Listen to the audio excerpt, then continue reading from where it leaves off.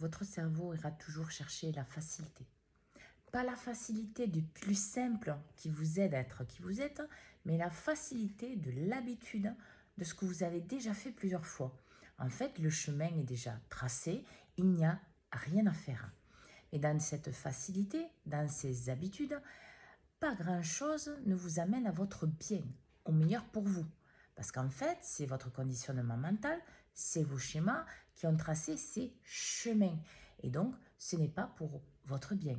Parce qu'au départ, comme tous les humains, ce qui appelle votre fonctionnement, vos actions et votre vie à l'extérieur de vous, c'est vos schémas, vos blocages, les émotions que vous portez qui sont bloquées et votre passé.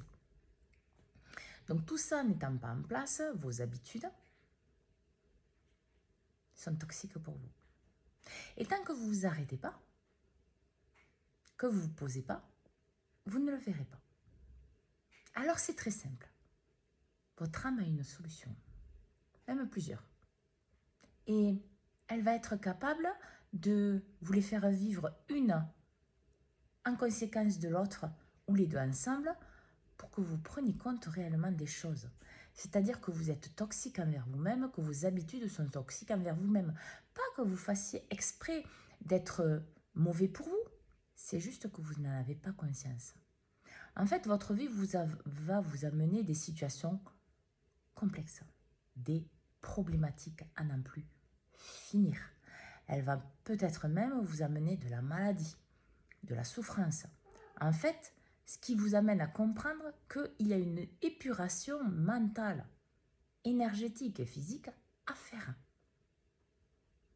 Et donc tout ça va vous obliger à vous poser d'une manière ou d'une autre.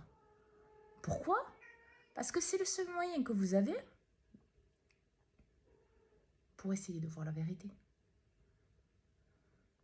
Utilisez bien ces moments. Parce que quand vous êtes sans voiture, sans téléphone, sans sortie, quand vous êtes malade, quand vous êtes bloqué chez vous, quand, je sais pas, c'est un appel que votre âme vous fait. Pour vous dire qu'en fait, ça va plus du tout. Et qu'il faut que vous changiez vos habitudes envers vous-même, envers votre vie. Pour prendre votre responsabilité envers vous. Vous respecter, ne plus nourrir quelque chose qui ne vous convient pas, ou toxique pour vous, à l'intérieur ou à l'extérieur de vous. C'est être franc avec vous, pour l'être aussi avec les autres. Ce qui est juste pour vous est forcément juste pour les autres dans la conscience de votre âme et de vos parties les plus élevées. Beaucoup d'entre vous savent que qu'est-ce qu'ils ont à changer, mais ils ont du mal à l'accepter. Si vous le voyez, c'est que déjà une grande partie de vous l'a accepté. Le plus dur est déjà fait. Maintenant, il y a juste à vous engager avec vous et personne d'autre. Parce que même si ça tient compte de quelqu'un de votre famille, de votre couple, d'une amitié ou autre, c'est vous et que vous que ça engage ce changement au départ. Bien sûr, il aura des répercussions sur les autres. Mais au départ, c'est vous.